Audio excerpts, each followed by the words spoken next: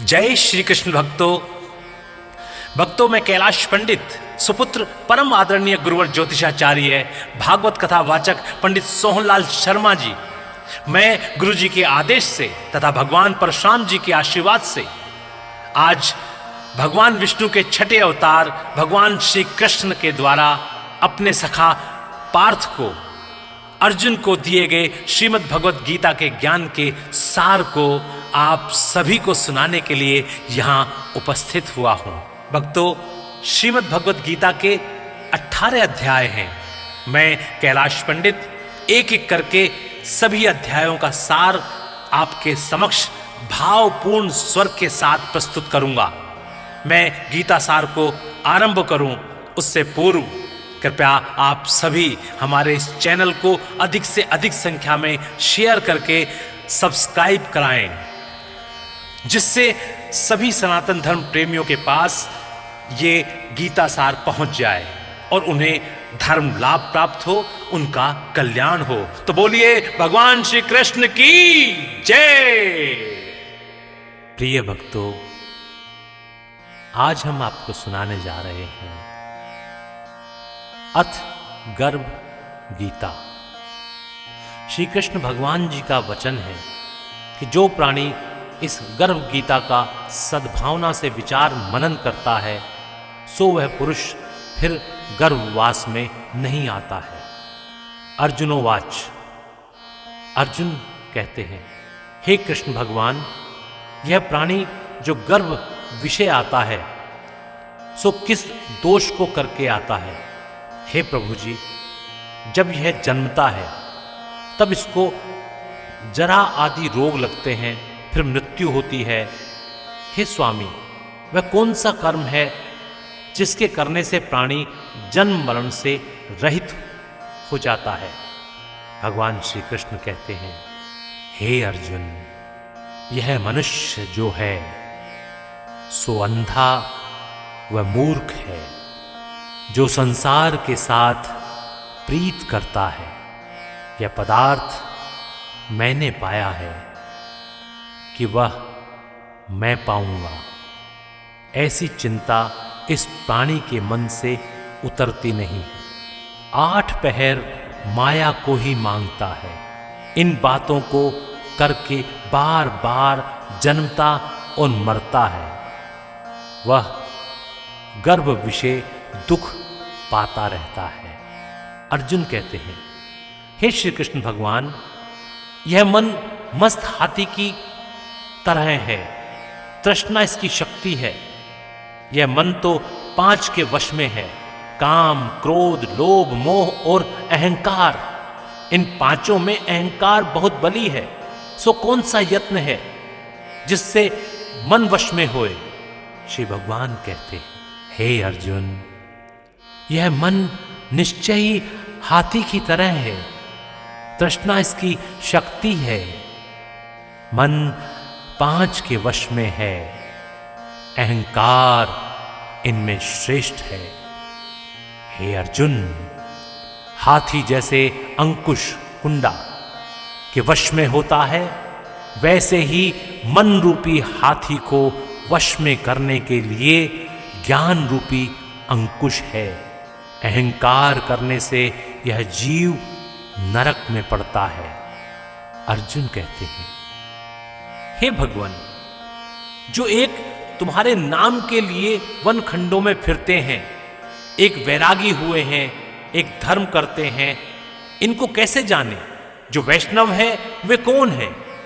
भगवान कहते हैं, हे अर्जुन, एक मेरे ही नाम के लिए वनों में फिरते हैं, वे सन्यासी कहलाते हैं। एक सिर पर जटा बांधते हैं, एक अंग पर भस्म लगाते हैं, उनमें हम नहीं हैं, क्योंकि उनमें अहंकार है। इससे मेरा दर्शन दुर्लभ है। अर्जुन पूछते हैं, हे भगवान, वह कौन सा पाप है जिससे स्त्री की मृत्यु हो जाती है? वह कौन सा पाप है कि जिससे पुत्र मर जाता है? और नपुंसक कौन सा पाप से होता है? श्री भगवान कहते हैं, हे अर्जुन, जो किसी से कर्ज लेता है और देता नहीं, इस पाप से औरत मरती है। और जो किसी की अमानत रखी हुई पचा लेता है, उनके पुत्र मर जाते हैं।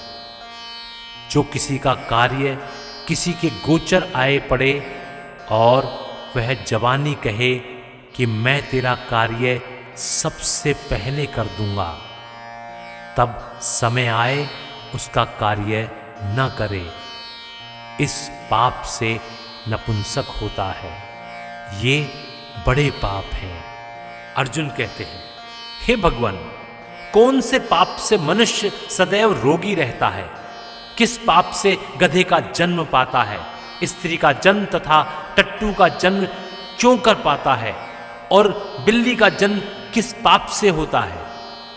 श्री भगवान कहते हैं, हे अर्जुन, जो भी मनुष्य कन्यादान करते हैं और इस दान में मूल्य लेते हैं, वे दोषी हैं। वे मनुष्य सदा रोगी रहते हैं।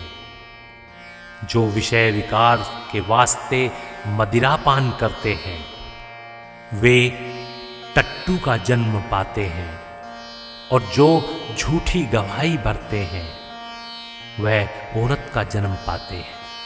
जो रसोई बना के पहले स्वयं भोजन कर लेती हैं और पीछे परमेश्वर को अर्घदान करती हैं, तो वे बिल्ली का जन्म पाती हैं। और जो मनुष्य अपनी झूठी वस्तु दान करते हैं, औरत का जन्म पाते हैं, वह गुलाम औरतें होती हैं। अर्जुन पूछते हैं, हे भगवान, कई मनुष्यों को आपने स्वर्ण दिया है, सो उन्होंने कौन सा पुण्य किया है? और कई मनुष्यों को आपने हाथी, घोड़ा, रथ दिए हैं, उन्होंने कौन सा पुण्य किया है? श्री भगवान बोलते हैं, हे पार्थ, जिन्होंने स्वर्ण दान किया है, उनको घोड़े वाहन मिलते हैं। जो परमेश्वर के निमित्त कन्यादान करते हैं, सो पुरुष का जन्म पाते हैं। अर्जुन पूछता है, हे भगवान, जिन पुरुषों के अंदर विचित्र देह है, उन्होंने कौन सा पुण्य किया है? किसी किसी के घर संपत्ति है, कोई विद्यावान है, उन्होंने कौन सा पुण्य किया है? श्री भगवान कहते हैं, हे अर्जुन, जिन्होंने अन्नदान किया है, उनका सुंदर स्वरूप है। जिन्होंने विद्या दान किया है, वे विद्यावान होते हैं। जिन्होंने संतों की सेवा की है, वे पुत्रवान होते हैं। अर्जुन पूछता है, हे भगवान, किसी को धन से प्रीति है, कोई स्त्रियों से प्रीति करते हैं, इसका क्या कारण है? समझा कर कहिए। श्री भगवान कहते हैं, हे पार्थ, धन और स्त्री सब नाश रूप है, मेरी भक्ति का नाश नहीं है। अर्जुन पूछता है, हे भगवान, यह राजपाट किस धर्म के करने से मिलता है? विद्या कौन से धर्म से मिलती है? श्री भगवान बोलते हैं, हे पांडव, प्राणी काशी में निष्काम भक्ति से तप करते हुए देह त्यागते हैं, वे राजा होते हैं।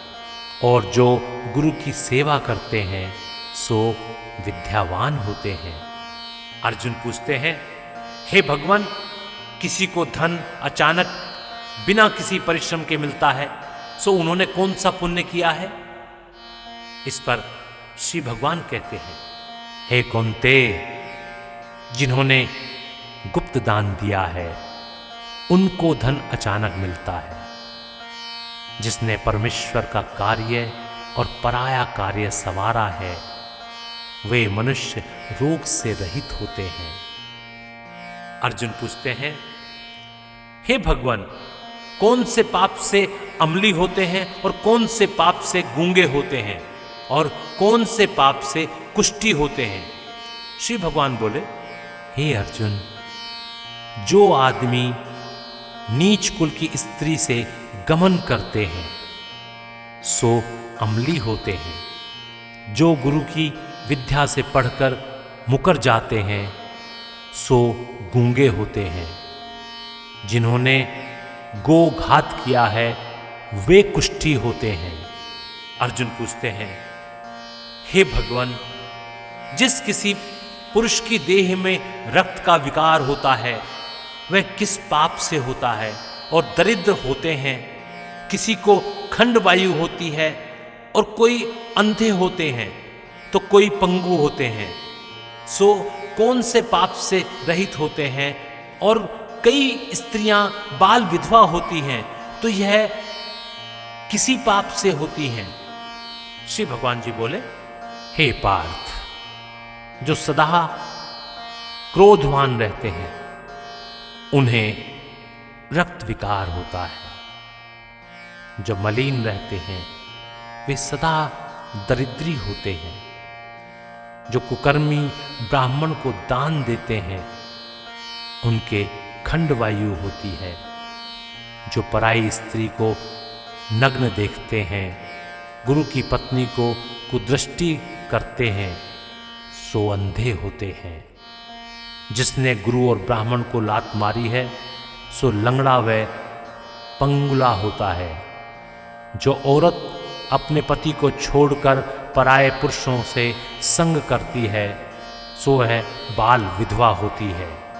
इस पर अर्जुन पूछते हैं, हे भगवान, तुम परम ब्रह्म हो, तुमको नमस्कार है। आगे मैं तुमको संबंधी जानता था, परंतु अब मैं ईश्वर रूप जानता हूं। हे परम ब्रह्म, गुरु दीक्षा कैसी होती है सो कृपा कर मुझको कहो।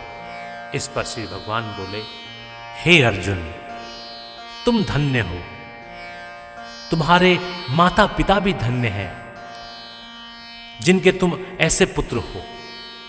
हे अर्जुन, सारे संसार का गुरु जगन्नाथ है। विद्या का गुरु काशी, चारों वर्णों का गुरु सन्यासी है। सन्यासी उसको कहते हैं जिसने सबका त्याग करके मेरे विषय में मन लगाया है, सो ब्राह्मण जगत गुरु है। हे अर्जुन, यह बात ध्यान देकर सुनने की है। गुरु कैसा करे? जिसने सब इंद्रियां जीती हों, जिसको सब संसार ईश्वर में नजर आता हो और सब जगत से उदास हो, ऐसा गुरु करे। जो परमेश्वर को जानने वाला हो और उस गुरु की पूजा सब तरह से करे। हे अर्जुन, जो गुरु का भक्त होता है और जो प्राणी गुरु के सम्मुख होकर भजन करते हैं उनका भजन करना सफल है।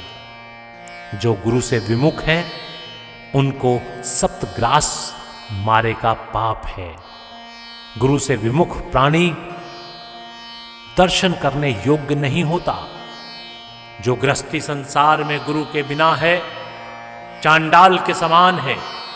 जिस तरह मदिरा का भंडार हो उसमें जो गंगा जल है जो अपवित्र है, इसी तरह गुरु से विमुख का भजन सदा अपवित्र होता है। उसके हाथ का देवता भी नहीं लेते, उसके सब कर्म निष्फल हैं।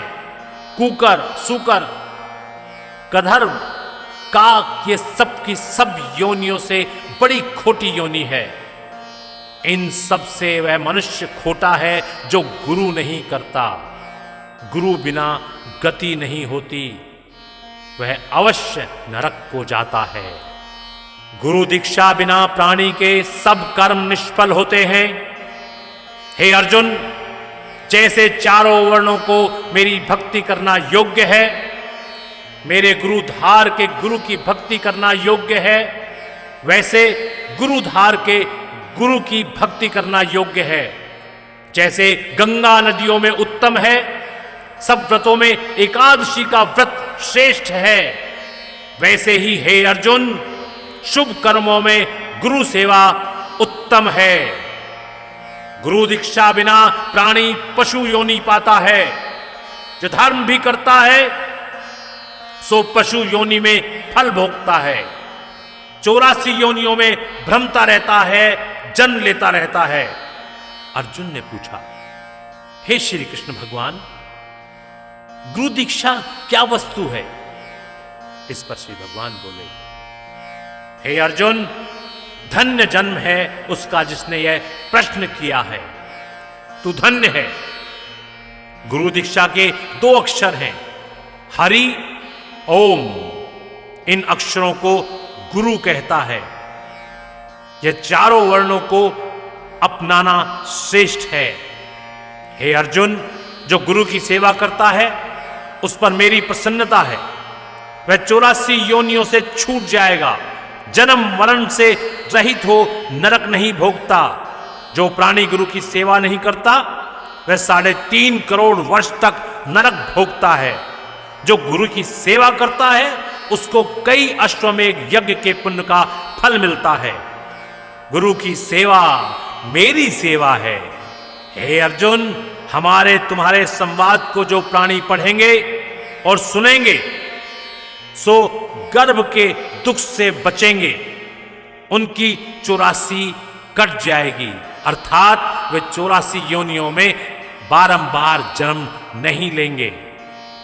क्योंकि हमारा धर्म मानता है एक मनुष्य जन्म लेने के लिए एक जीव को, एक आत्मा को 84 लाख योनियों में जन्म लेना पड़ता है। उसके पश्चात उसे मानव जन्म मिलता है। इसी से इस पाठ का नाम गर्भ गीता है। श्री कृष्ण भगवान जी के मुख से अर्जुन ने श्रवण किया है। गुरु दीक्षा लेना उत्तम कर्म है। उसका फल यह है कि नरक की 84 से जीव बचा रहता है और भगवान बहुत प्रसन्न होते हैं। बोले श्री कृष्ण भगवान की जय। तो भक्तों, इसी के साथ ये गर्भ गीता समाप्त होती है। नमस्कार। तो रिपीट। तो भक्तों, इसी के साथ यहाँ पर श्री कृष्ण के द्वारा कही गई और अर्जुन के द्वारा पूछी गई गर्भ गीता यहाँ पर समाप्त होती है। मुझे कैलाश पंडित को आज्ञा दीजिए। नमस्कार।